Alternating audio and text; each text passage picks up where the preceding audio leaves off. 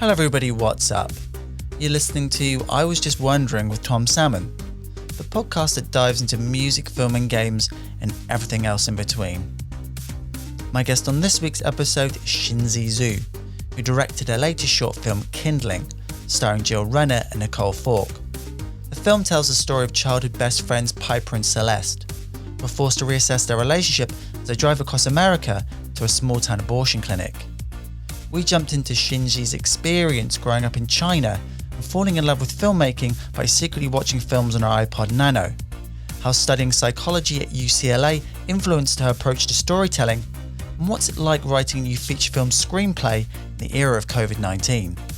So, if you're running, stuck in a traffic jam, or sitting behind a desk at work, hope you enjoy my interview with Xinyi. Okay, so welcome to the podcast. We're here to talk about your latest short film project, Kindling, which is screened at the Palm Springs International Film Festival, Indie Shorts, and the USC First Look Film Festival. So before we jump into Kindling and your creative journey so far, who are you and what do you do? My name is Xinyi Zhu. I'm originally from a southeastern Chinese city called Suzhou. And I'm now currently based in Los Angeles. I'm a filmmaker, mainly a writer-director. I've kind of come a long way. As a kid, I studied a lot of arts, mainly sketching and drawing and Chinese painting. And then I switched to psychology for college. And then before I became a writer-director, I also did a lot of production design as a profession. So here I am, and that's what I want to do, I guess, going forward, writing, directing. So I want to take you back to the very beginning of your filmmaking career. So I read that you like to download and watch films on your iPod Nano, and I just wanted to know, what was the first film you watched? I think when I was really, really young, I watched films, but I didn't really have clear memories. My first really strong memory of a film, which I watched on my iPod Nano, apologies to the filmmaker, was The Doors by Oliver Stone. And I think I watched the film because I started listening to The Doors and I loved The Doors. I didn't love the film, but I watched it Right. more than 10 times. And yeah, I don't know why, just as a teenager, you get crazy about things you're obsessed with. That was the first film. I just sort of wondered, in terms of what influence did American and British cinema as well have on you growing up as a child in China? I think it's really interesting because when I was in middle school and high school, the Chinese culture is strongly tied with my school and my parenting. So as a teenager, I wanted to kind of get away from it and seek outside things. And then, British cinema and literature and music and American cultural stuff, they are very much the symbol of liberatism, something like that. So as a teenager, I was very much influenced by that because I felt like that's where I can kind of break free from the surveillance in China, in my family, in the entire country. But then after I left China, I kind of started to realize it's not that I can't just run somewhere to seek freedom. And I more and more realized my root is still in China. So right now it's the contrast. I'm watching a ton of Asian films, reading a lot of Chinese literature, almost exclusively Chinese. Right. Yeah, so it's really interesting. Like I'm tracing my roots back to where I was, and like I even like looked for specifically literature that was written in my dialect, not just in Chinese. I just wanted to be that specific to figure out why I'm interested in certain topics. Is that tied together with my growing up, with my hometown and stuff like that?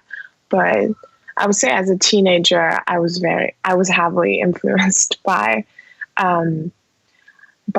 American and British cultures, more of like from 60s and 70s culture. Yeah.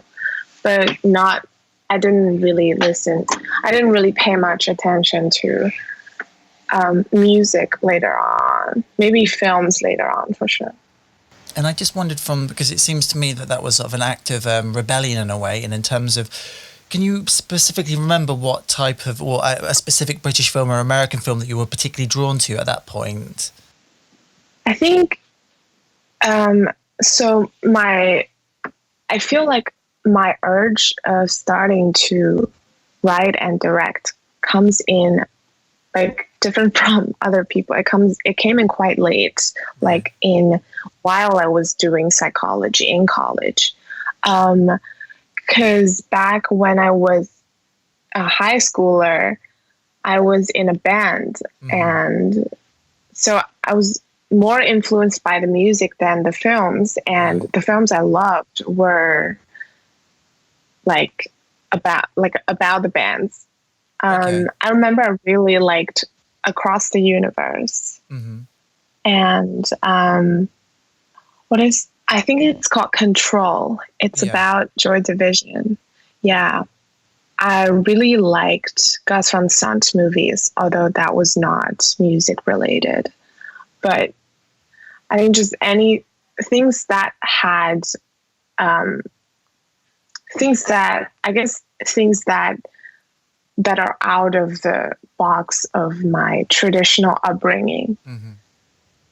I guess, like rock music, psychedelic drugs, and LGBTQI culture, stuff like that. That like it was not just me, but also like people I'm with in the band scene. We were watching and listening to the similar stuff. How easy is it, I mean, in terms of to get hold of that type of material? And also, how did your parents, I mean, I'm assuming that did your parents know that you were listening to rock music, that you were listening to sort of progressive, independent American and British cinema? And how did they feel about that at the time? So my mom is a teacher, and like throughout my entire life, she kind of tries to guide me to the more Chinese. My mom is a Chinese like a language teacher, right? So they were definitely not that excited when I was doing that. I remember because back then we still used. Maybe I was just old school. I used a lot of CDs and DVDs, and if we had Blu-rays back then, I had Blu-rays. I was especially in middle school, I was not in a band yet, and I was not that social. I would just like go straight home right after school and just play the music really loud and dance or whatever. And my mom would get home and get really mad at me. But I also, like, that was like the dilemma of me, because I also studied really, really hard. So right. I was a top student in my class, in my school even. So my mom didn't really have much to say, like, as long as I keep my grades up. And with movies, they were really against me watching movies.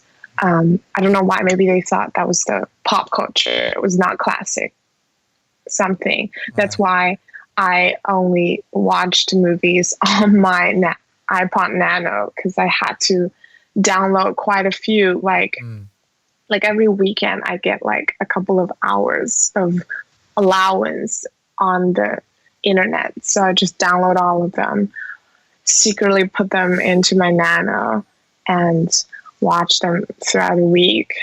But with the DVDs, I remember I watched a bunch of silent, like I sneak out like at 3 or 4 into the living room and like play the movie on silence. Wow.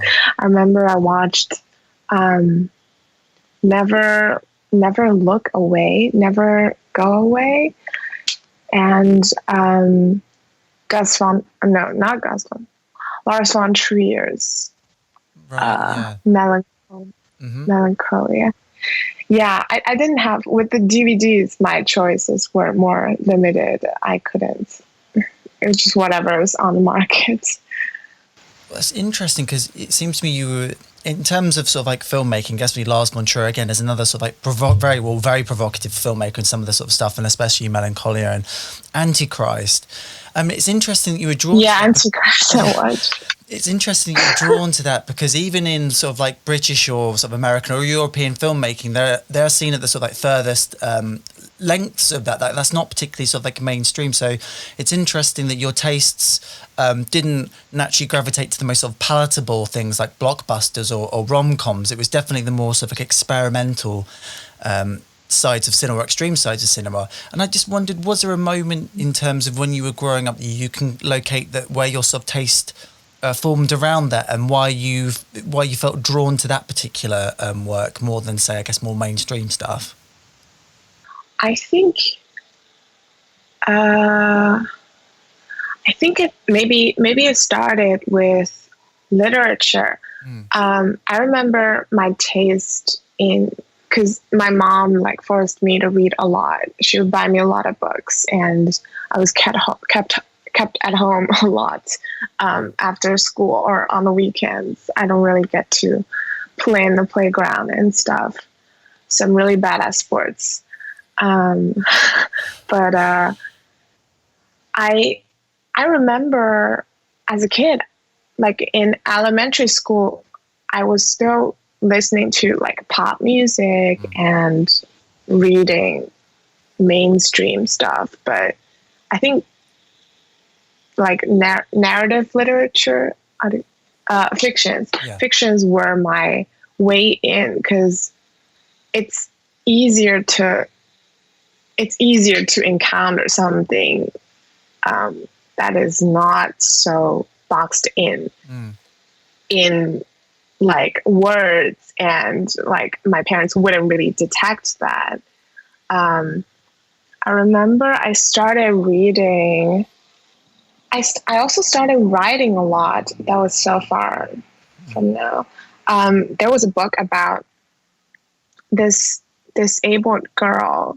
She's blind. I think Helen Keller. Maybe? Yeah. It was a really famous book. Yeah. I read that, and for some reason I thought of suicide, and I think I wrote like a short story about suicide and submitted it to, like, my mom wanted me to go to all these writing competitions, and I had that, so I just used that, and like that piece would totally get banned now in China, but not back then. Right. It was a lot. There was actually a lot more freedom back then. So I started writing that, and I remember in middle school, because of my friends around me, I started reading wuxia novels as well. That was like Chinese Kung Fu, and it's like another universe, like Chinese Kung Fu fantasy novels, where there's a lot of like blood and like twisted love and just very weird relationships. And I started reading Nietzsche in middle school as well. That really changed my world. It completely opened another universe to me. And along with Nietzsche, I think Nietzsche went along with The Doors and Pink Floyd. Right. And there was a movie that really haunted me called The Wall. Yeah, I think just because because I was not really allowed to just straight up watch movies. I can't just browse the internet and find movies for a long time. But what I could do is go to a bookstore and spend a long time there, and my parents would be fine with that. But there was a large variety of things that I could explore in the bookstore. So I think it started there. Okay. So I just want to sort of jump to 2013, 2016, where you mentioned that you were a psychology major and you were minoring in film. Can you tell me about the short film you made, Godmother, in 2015, which is a short film you made around that time? And I believe it's like an adaptation from The Godfather. Yeah. I don't know where you saw that. I have no idea where. Like I don't want that video to be seen anywhere anymore. Okay. But yeah, it was kind of like we had at UCLA, we had like filmmaking groups, societies, and we just help each other make really tiny movies just based on interest. I remember like nobody really wanted to seriously become a filmmaker, but we all had some interest in that. I actually remember me and there's another person on the crew of Godmother. We got reconnected quite like lately. Right.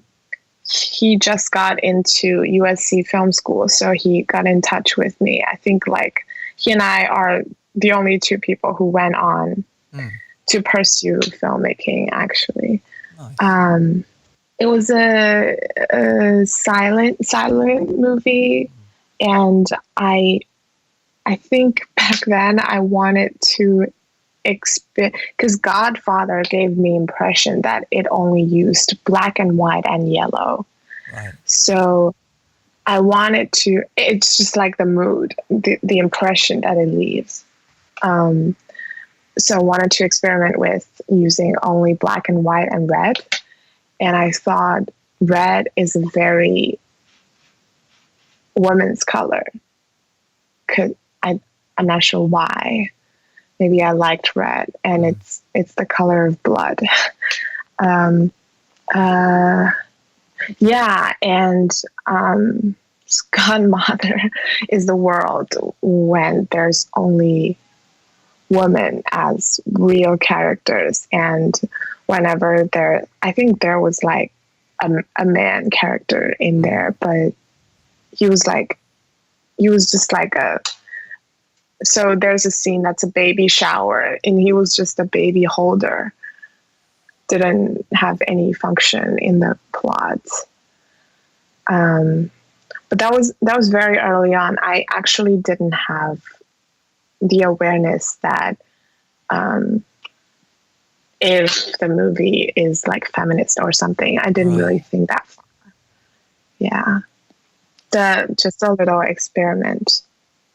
One of the things that sort of strikes me as well, in terms of you studying, in terms of like studying so hard, and obviously you're a great student, but also was studying a way of rebelling because, in a sense, if you kept on getting these great grades, you were then allowed the sort of like leeway or creative freedom to go away and explore your other interests. And did that, in a sense, make you study harder and become a better student?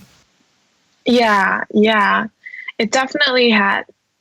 I've actually thought a lot about that lately because I'm in quarantine. And I'm reflecting back on my earlier life. I feel that's like such a dilemma. And, but I think it kind of makes sense. That was kind of like maybe I guess that was my choice. I had another choice, which is to rebel completely and just not having a contract with my parents and just break everything and just do whatever I wanted. But I chose to like maintain that contract, which is I did what they wanted me to do. So they gave me some freedom, Right. I guess. But actually, I don't know if I have another choice, because I never want to like make them hate me because I love them. And just going back to you studying psychology, I just wondered the relationship between you in terms of reading that psychological literature, making your films. I mean, what drew you in the first place to psychology? I think even now I'm still really interested in psychology. It's something about the human mind. I had I chose psychology in college. So as a teenager, I started to have like, I wouldn't call them really mental issues, but maybe they were. I would say they were. And my closest friends near me also had similar issues. I had two friends who attempted suicide. Luckily, neither of them succeeded. And I had two really close friends who were in an abusive relationship. Like as like in middle school, they were really, really abusive towards each other. I was so shocked by that. But their relationship lasted until college. So they actually had love.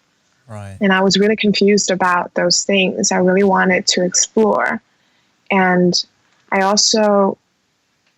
think also historical figures like Nietzsche and like Jim Morrison, Kurt Cobain kind of became my case studies, I would say. Right.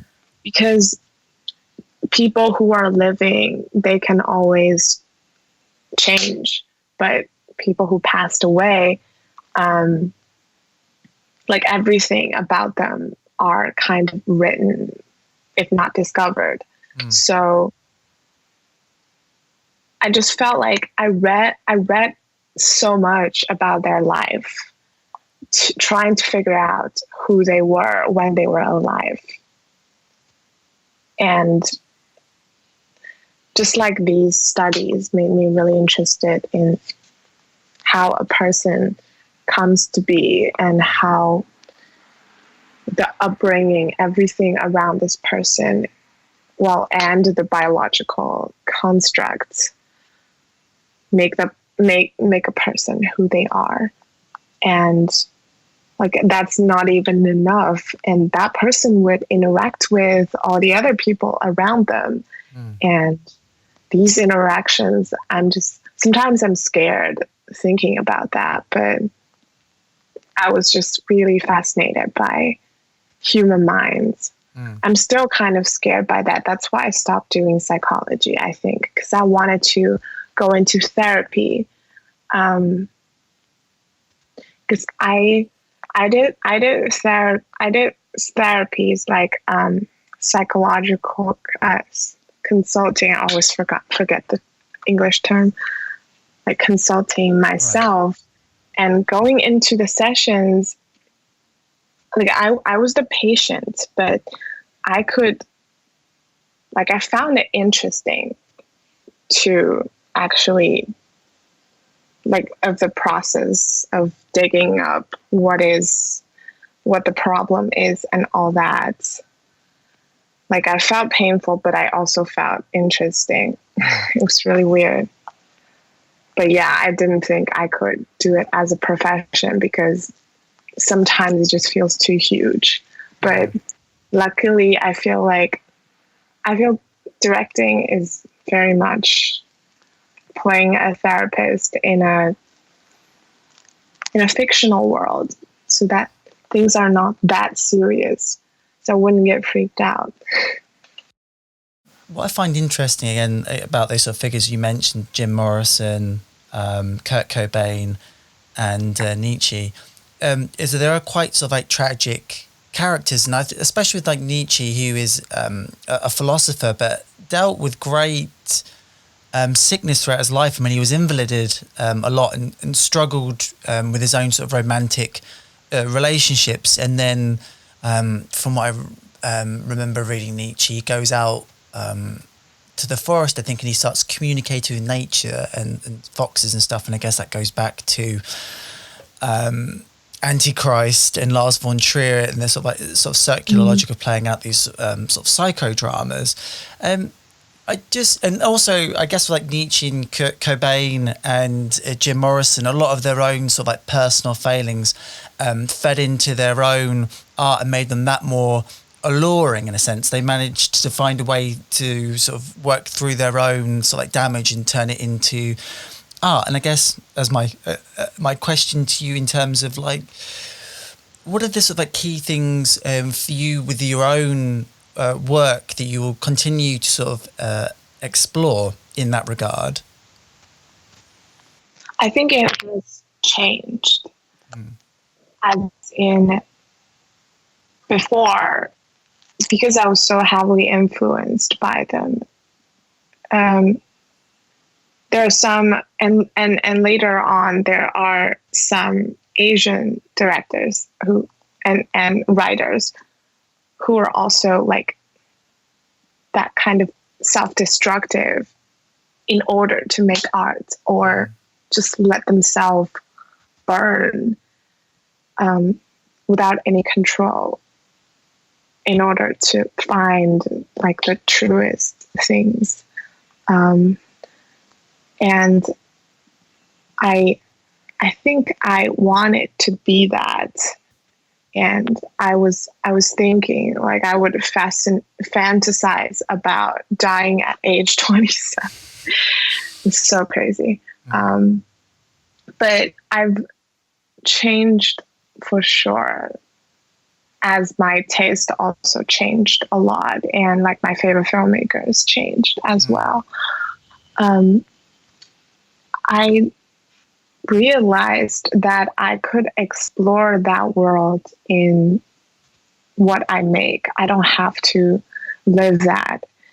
And moreover, it's less sustainable to live that life than to create worlds so that I can live a lot of lives in my work.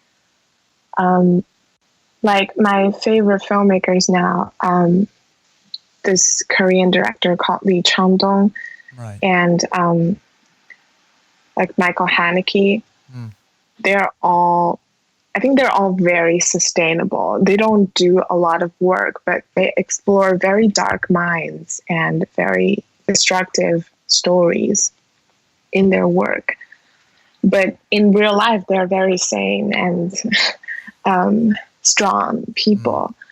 I think like since quarantine, which is pretty much after I finished everything with Kindling, I started, because I can't do anything else, I started writing a lot. I wrote a feature and a short script, and I'm working on the like conceptualizing another feature. And I realized they're like very different stories, although they have two similarities. One is they're all set in my hometown or around that area. Another is like, be it a woman or a man, a grown up or a kid, it's always about a person who is trapped in this web of like is like twisted, intimate relationships, usually family relationship, and this authoritarian society or authoritarian ruling that is like class, that has classism, that has sexism, that has racism is not really a thing that gets talked a lot about in China, because it's like it has like the main part the majority doesn't have that many races, but actually it's very sexist. China is very sexist. And also this person is also trapped by their own self that has been corrupted by the intimate relationships and by the society. And they're just struggling in that web and trying to find freedom. I feel like I've like kind of finally found a way to express things that I've experienced when I was younger through other people's lives. What sort of interests me as well, in terms of, you spoke about your tastes changing and you making that trip from China to a very particular part of America, to LA, to study an MFA in film production at the University of Southern California. Am I right in thinking that you applied for and got the John M. Chu Cinematic Scholarship in order to attend the University of Southern California? Oh yeah, I didn't get the scholarship the first year. I actually got another scholarship, but like I'm so grateful that I have these scholarships, and also I do assistant teaching at school, because as an international student I can't work. So my first year, my parents always really wanted me to get an MFA. And at that time I was doing production design, which is a much more stable job than writing, directing. And going into USC, I knew I was going to do writing, directing, but they didn't know. They thought, because USC is very like famous for how commercialized it is.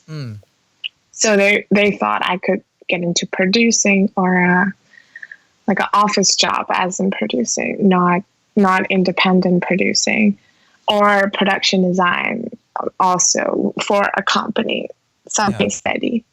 So they were really happy to sponsor me. But then after the first year, they realized it's like I wanted to do this. I wanted to choose this very risky job.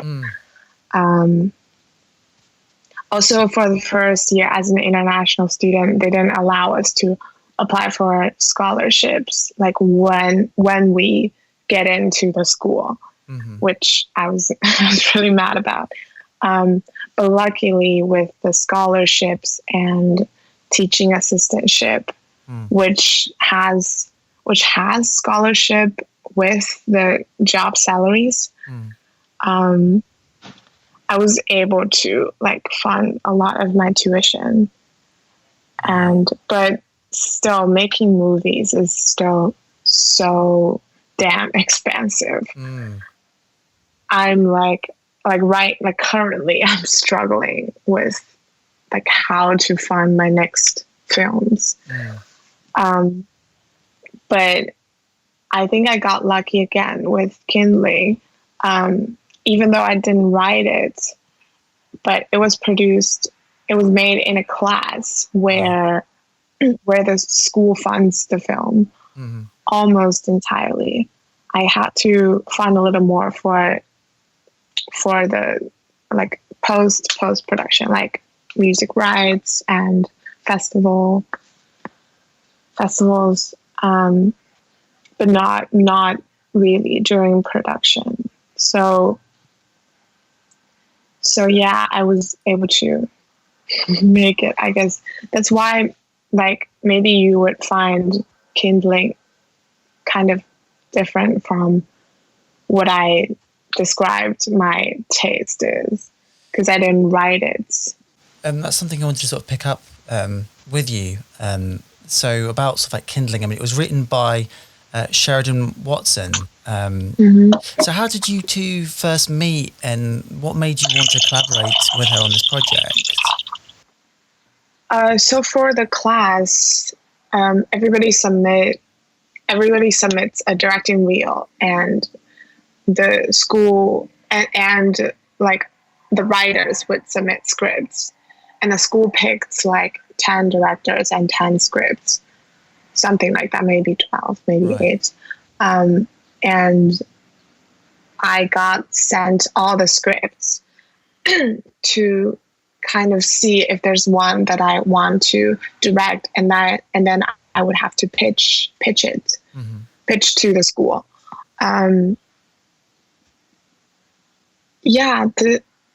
This Kindling was the only script that spoke to me. Actually, like, it's very different from my own writing, but it has like a striking similarity to a friendship of mine. Right. In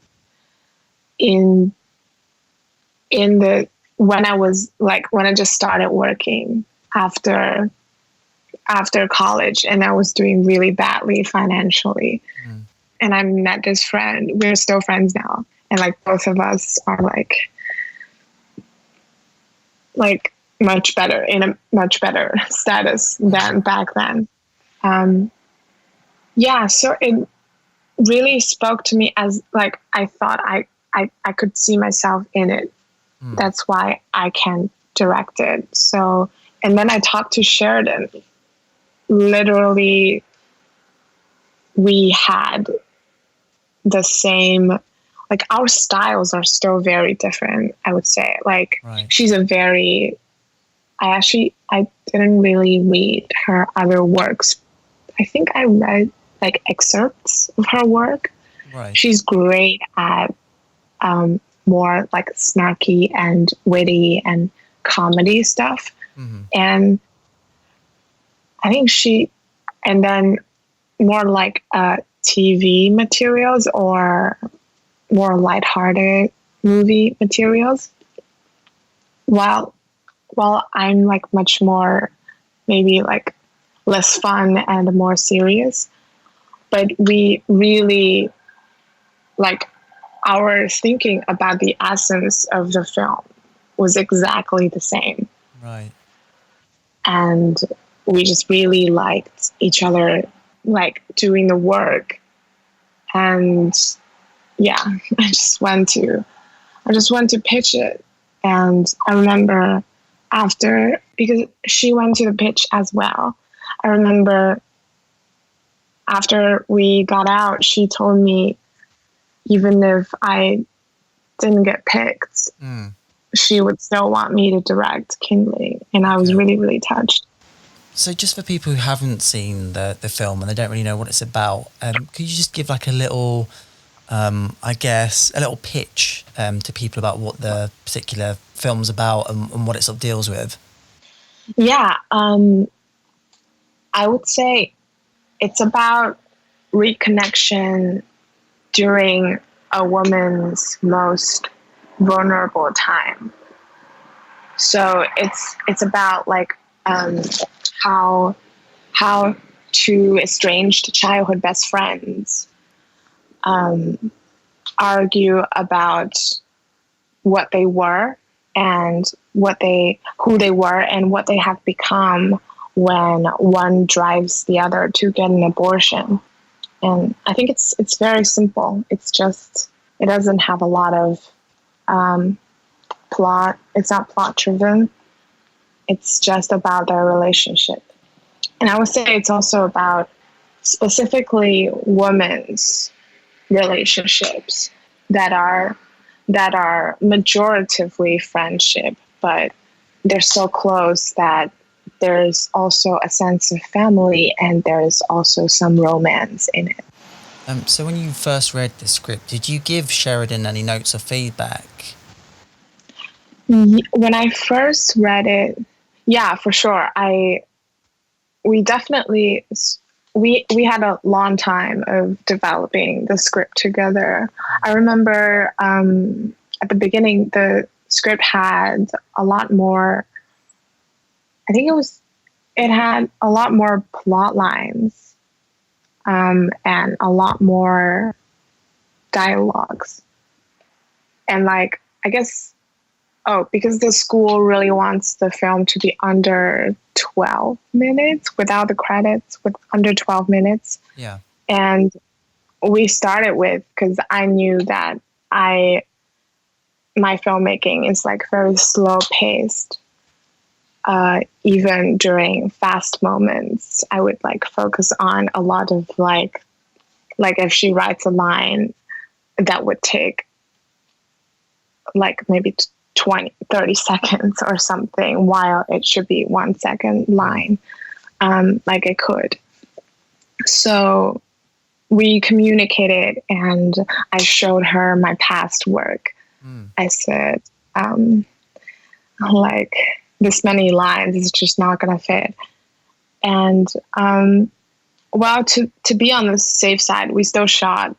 We definitely cut down the lines during script development. Right. But we didn't cut.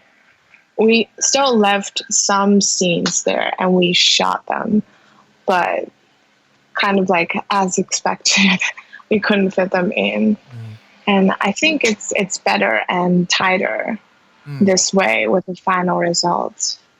Like these plot lines, they would elevate the stakes and such, but I think for the emotions, they don't have to be there. And I just wondered, from that initial reading, what do you think was the most challenging aspect of the story for you as a director? I think it was definitely because how American the script is. Right. Yeah. Yeah. And, cause I felt really challenged by that. And I like sort of suggested if I could make it to like an Asian story. Right. But then I really thought about it. So first, if I make it an Asian story, it would be Asian American, because it would be like very, like the cultural context would be completely different about abortions. Yeah. and about like driving to get an abortion, like if it were in China, and it would just not make sense. The entire story wouldn't exist. And if it's Asian American, it's still like a culture that I'm not familiar with. And on the other side, what's really American about it is like the road trip, the trailer park that they grew up with, the sorority house. I felt like it's also because also the class that I was in, it's supposed to be because the school funds it, and the school's biggest purpose is for everybody to have a good filmmaking experience, like as part of our education. So even if I was still the director, I can call the shots while making the film. I couldn't really change it so much that like it doesn't work for the screenwriter, the producers anymore. So I just thought like I'll just do it because a lot of Asian directors, like Asian directors who are from Asia, born and raised in Asia, direct American movies. So I guess I would try it out too. I was reading up on Anne Lee and encouraging myself. And I guess like this is what's interesting about sort of like a language barrier is that we may not understand each other, but I guess like emotionally, I want to say sort of broad brushstrokes here, that emotionally, even though we can't understand each other, maybe sort of verbally, emotionally, we get that, you know, we see a particular scene sort of like play out, and universally there's certain things that we all sort of like connect with, and it's, I guess like it's finding that universal emotionality, if that's even a word, which sort of transcends language. And I guess that's the beauty of film in terms of the emotion, and the visual image is always going to be inviting. Yeah, totally. And he also, I think he was able to speak English, but not perfectly, not that well. Especially that movie was a period piece, and he lived in America, not in the UK, so he didn't really understand like British period history. It was really hard for him knowledge-wise. But I also heard about Brokeback when he directed Brokeback Mountain. He grew up in this very traditional Taiwanese family, and he decided to direct Brokeback Mountain after his father passed away. Like before, he's always said no to the project because he thought he wouldn't be able to relate to, like he wouldn't be the best person to direct homosexuality between two cowboys. Yeah. But then he said after his father passed away, he suddenly felt he could do the movie, that he translated the sadness and like complicated feelings between him and his father, who has always been against him making films, and like the aftermath of his death, into making Brokeback Mountain, which is really, I thought it was really magical how emotions can translate that way. I just kind of wanted to get your hot take on a little bit. We sort of mentioned him before. So John Chu is probably best known for directing Crazy Rich Asians. I mean, what do you think of that film, and what do you think of sort of like the representation of Asian characters, especially at a time when representation, diversity, equality are very at the forefront of people's minds?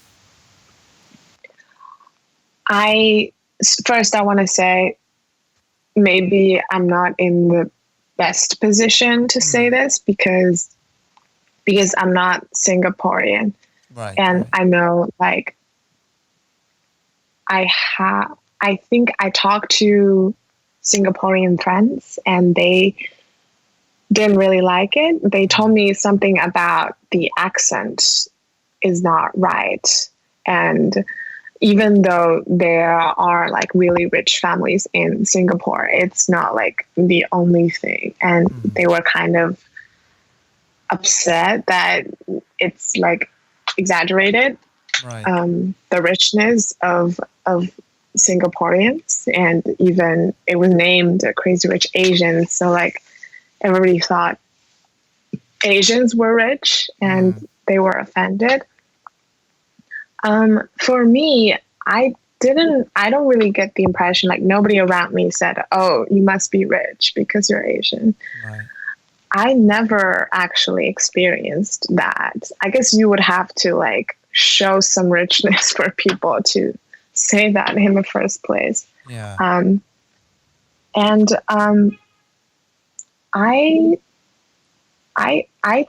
enjoyed the film, and it was traditional Hollywood blockbuster writing and filmmaking.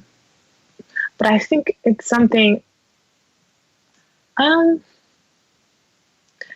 was definitely not offended by it. And I think just like every other fight for representation.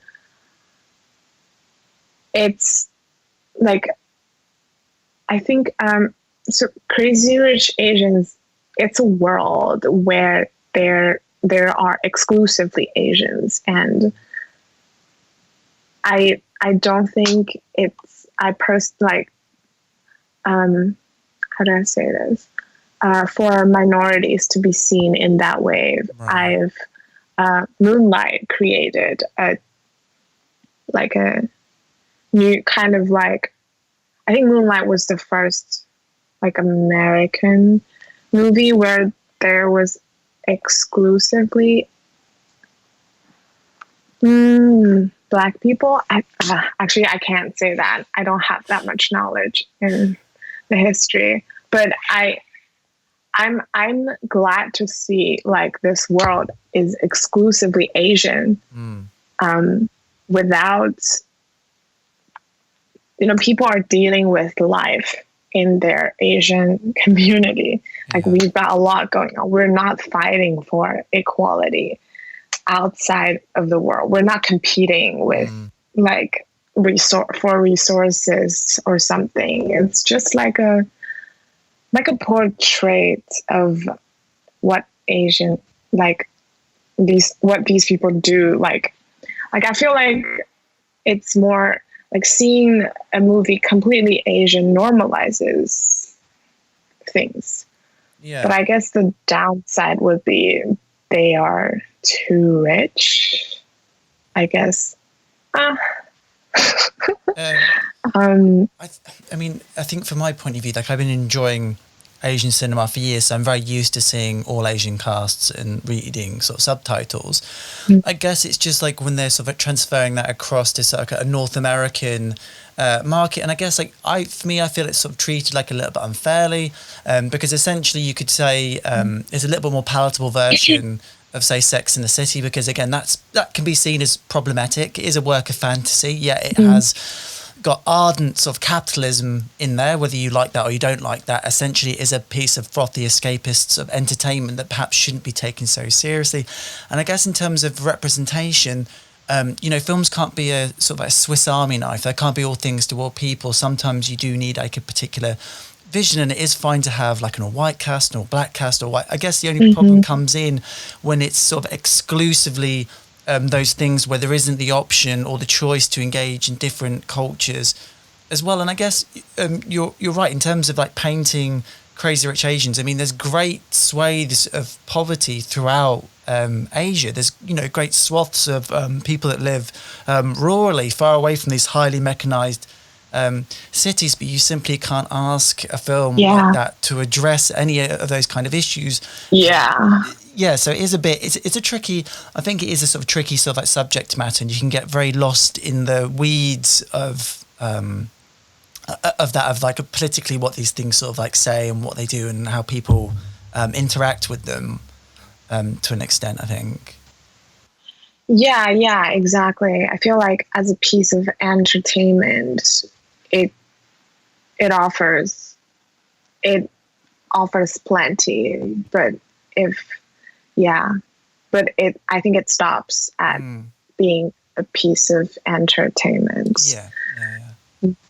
And I would say, in terms of speaking English for the entire cast, I would say if this movie was set in Japan or Korea or China, I would say it's total bullshit, because that would be totally untrue.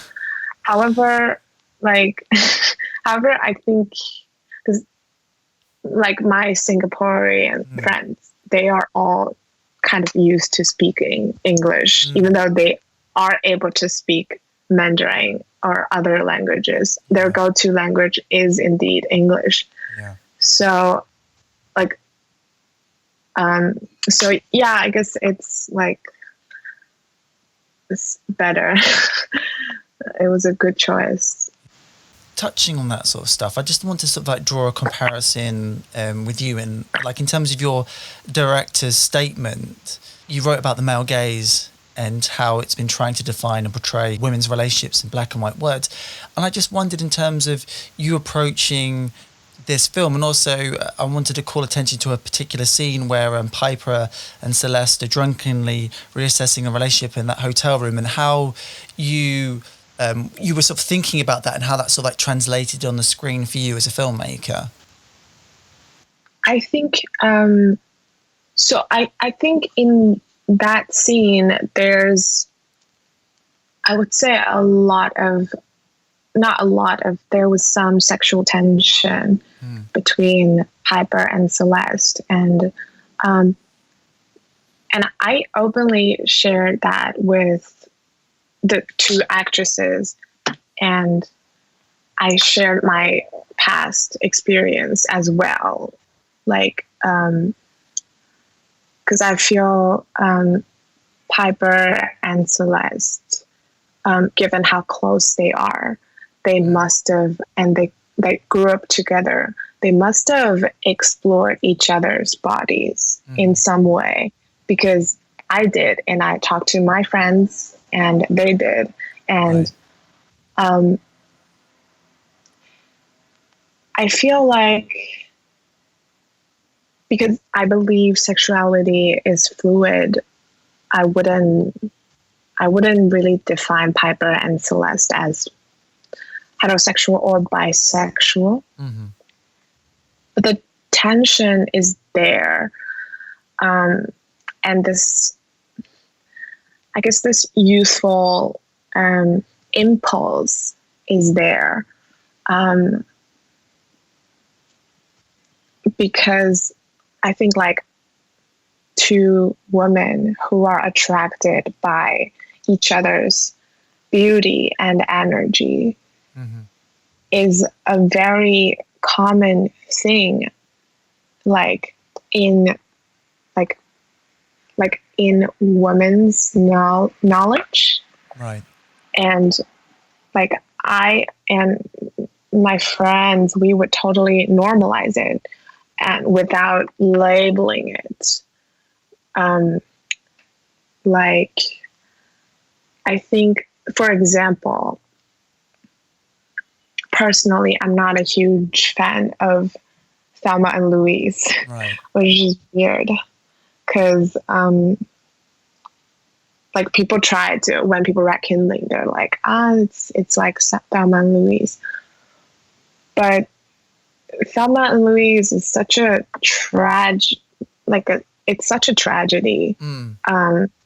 These two women, they're like strictly, purely friends, because they are strictly, purely straight, right. And they have sexual relationships, romantic relationships with guys. And eventually they had to kill themselves to survive, which is, I think, like I guess, like,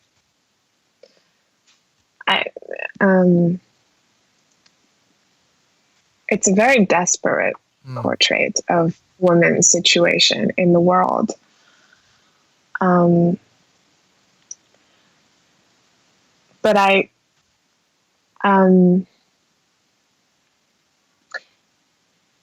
and a positive example would be Portrait of a Lady on Fire. Right. Yes, indeed, it's a like, these two women definitely like women. It's very clear. But I feel like there's this certain fluidity in it that I think both of them went on to marry men as traditionally accepted by the society, and they had kids and all that, and they enjoyed their family life, but they still loved each other. That they hold this note in her hand in the portrait or something, and it's just very human. Like, I wouldn't straight up label them as, oh, these two women are bisexual. because maybe in their lives they've only loved this one woman. Yeah. And maybe all the other encounters are with men. So it's just love, and it's just chemistry between two people. But I found when I talk to my fellow male filmmakers, a lot of the times, I think they sort of tend to label things a lot, right. Which is, I'm not saying that's bad. I mean, that's just like their way of looking at things. And I've seen movies about women in the history of filmmaking that are heavily labeled. Like, I think Blue is the Warmest Color was directed by a male director. It was, yeah. I loved the film, but it's so exclusively lesbian, which there's nothing wrong with that. It's just like, I just wanted to add to the variety that things that sometimes, that from my point of view, things are not that black and white. Yeah. Yeah, because I feel as I was growing up, I got confused when I kissed my girlfriends. Right. Does it mean I'm like when we showered together, when we like, I don't know, like we would go to the same fitting room and we're just both naked in the room and we're like looking at how the clothes fit on each other's bodies. Like, and I felt like something that is not friendship. I felt attracted to my friend, but then like there's something, but it's like a mixture of things. It doesn't mean that I want to immediately date my friend. Yeah. So, and I felt like there's a lack of that content that guided me. That's why I was confused. I think these kind of representations should be there so that people are not that confused. And I guess what's sort of interesting as well is like, because I guess if we define things as sort of male and female and the gaze, and then I sort of like break it down to, well, you know, just listening to you talk about your particular experience and your point of view, irrespective of gender, I've been given an opportunity to see in a sort of fictionalized way, but your point of view of how you see something, like that's particular to you, and any number of female directors may have directed or thought about that in a different way. And I guess that's what's nice is about hearing your particular viewpoint and your thoughts on that and how you've sort of approached it within your own work and life. With that in mind, like, who was the first person that you showed the finished short film to, and what was the sort of feedback did you get from them? So in the class we had to screen our like dailies and cuts every week, I think, every week. But towards the end of it was my editors and the editing teacher who saw it first, for sure. And I think, I don't know who first. It could be my roommate, which is the person that I had a similar relationship with. It could be her, but it also could be my boyfriend, because I was maybe a little too scared to show it to my roommates. Yeah. But I remember so clearly that after I showed it to my roommate, she was not able to give me feedback. And we kind of just digressed and talked about other stuff. And I was really nervous for a long time. It was not until like maybe like during quarantine, because we're quarantined together, we talked about it again. And then she shared her thoughts that are not, because she studied film studies and she's now a TV writer. Right. a staff writer. And like back then she gave me like filmmaking notes and stuff. Uh, but she shared like her personal feelings with me lately. And yeah, I was really, really happy that she did. I would say somehow she was Piper and I was Celeste, but we also had like a bit of the other character as well. And certainly our like exact experience was different because of, I think because of like the sexual tension and like that kind of stuff that I added. I was not sure if that ran true to her as well, even though I was like emotionally sure, but like she never said so. But then she agreed, like she's kind of like shared that. Okay. Like that was very true to her. Yeah.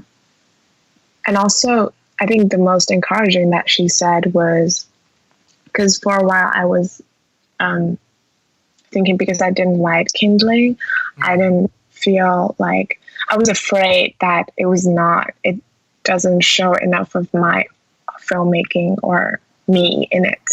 Right. But she said she saw a lot of me in the film. Just want to pick up on that last point in terms of, because I know in 2018 you wrote and directed 3 short films, and I wonder if they were sort of back to back. I mean, that's a lot of creative output. But I guess my question is that when you're, and I guess to a larger extent, I guess which you'll be sort of confronted with, you might not always be able to sort of write and direct, to take on somebody else's project and your emotional connection to that versus the ones that you've incubated sort of creatively, you've written and directed. Does it feel different to you? Does it feel like having like a sort of like a ghost limb sort of like out there that it's something of you, but it doesn't feel sort of entirely whole in a weird way? I would say because it is a challenge, especially when I started doing it, and it was the first time that I did it. At first, it did feel like that. I exaggerated the distance rather than the how related it can be. But later on, especially when casting and rehearsals happened, I felt things became a lot smoother when I kind of like accepted the film and myself, sort of like I had to integrate, kind of like I'm the mother and the film is a baby, and I have to find and focus on the connection between us and carry on only focusing on that throughout the filmmaking journey. And I think that is to, like, not everything will relate, but there are a lot of things that relate. That's why I chose the film. And I think going forward, I wouldn't say I'm able to direct anything that other people write, but as long as I can find something in it that I can connect to, I think I'm able to direct it, and it was a good practice for me. And just sort of the last sort of question on a Kindling I have for you. I mean, how will you personally and professionally measure the success of the film? I think it's still in the festival run. It's been like 2 months or something since it started. So I don't know where it will go until like I think January or April was the last festival I submitted to. So I definitely hope it goes to like more and bigger festivals and all that. But I also, I think it's definitely good if it gives me some sort of like a starting point as a filmmaker. Mm. But I think my biggest hope on this film is not for itself to like get like really good distribution or something, but I think I would be really appreciative if it gets more success in the festivals or online platforms, so that like not just me but the entire team gets something out of it, especially a bunch of us are applying to visas. Right. So like realistically, we need that. But in terms of my filmmaking career, I hope it could be like something in my hand that I can show to future collaborators and like investors and such to help me make my next films. And just sort of following on from that, I mean, what can you tell me about Phantom, which I believe is coming out in 2021, which is a feature film you're co-directing for USC Warner Brothers at the moment?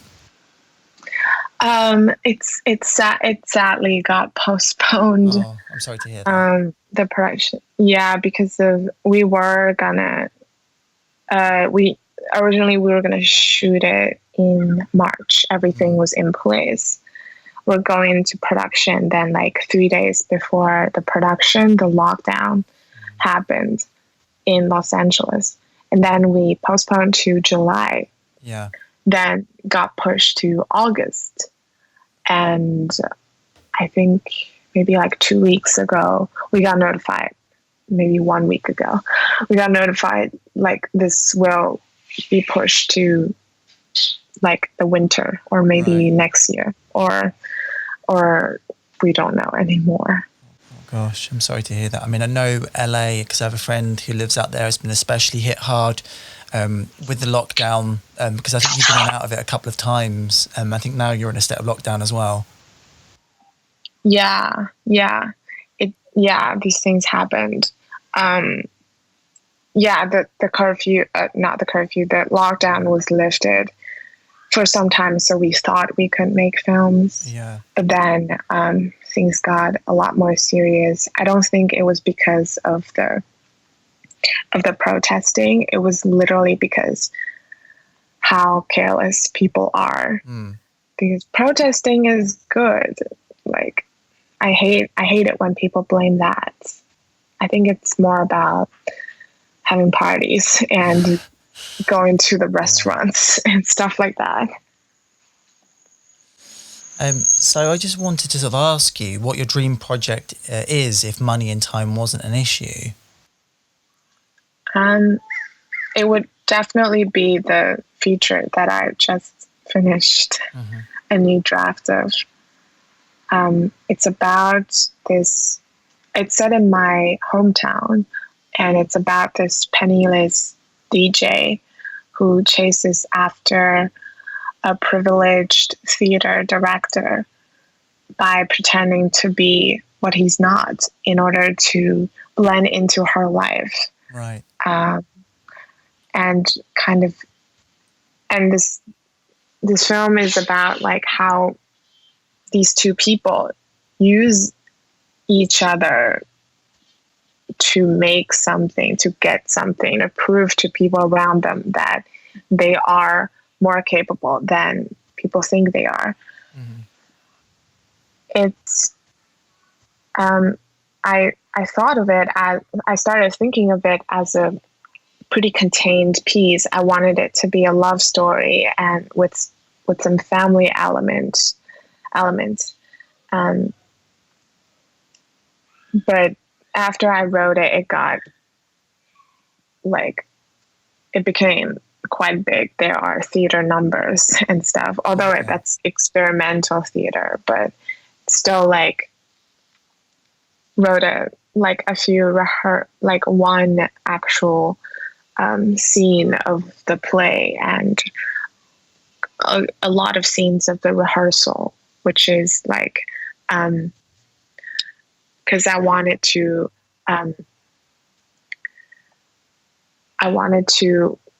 intertwine the scenes in the play with the main character, the DJ's life, and have a sense of like magical realism.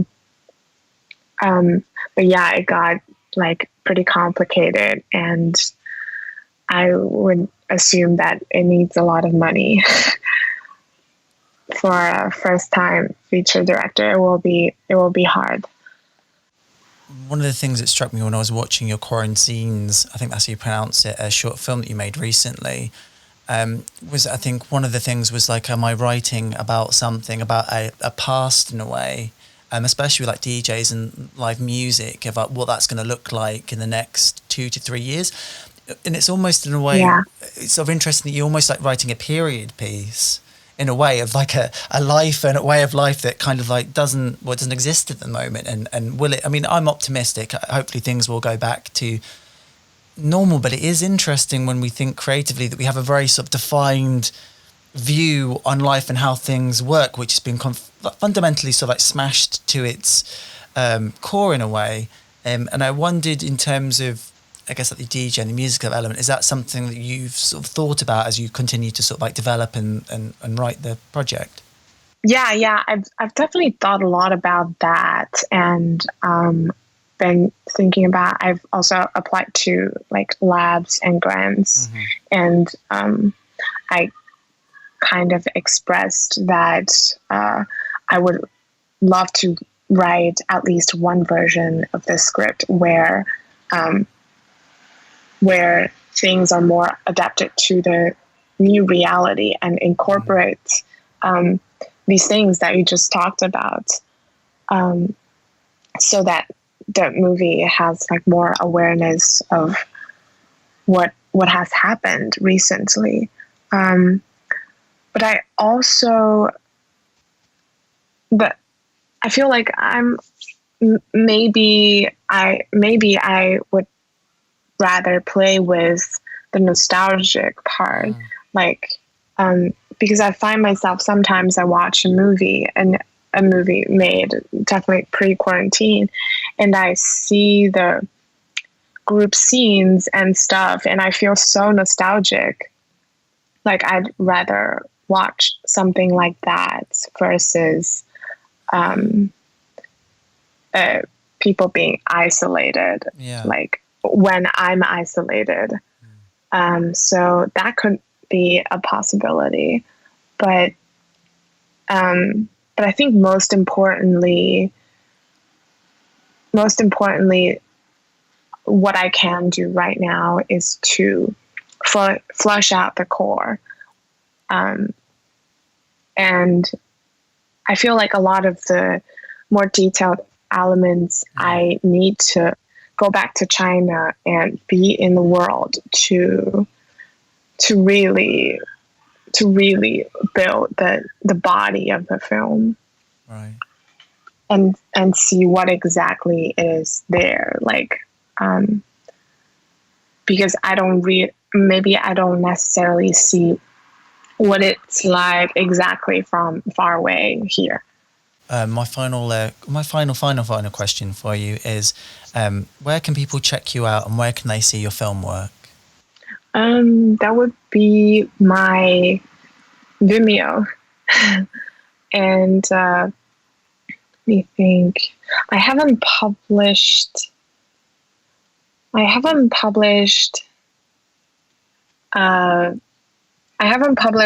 Kindling, or I've got a trailer on there, and I think I will publish my past films pretty soon because they're finishing up the festival run. I would put it out there right now if I didn't have to collect like festivals for my visa application. Right. But yeah, like if anything, I would post maybe excerpts, trailers on my Vimeo account. And in terms of Kindling, I'm talking to distributors, but that will come into play after the festival run, which is next spring. Right, So that's a long time.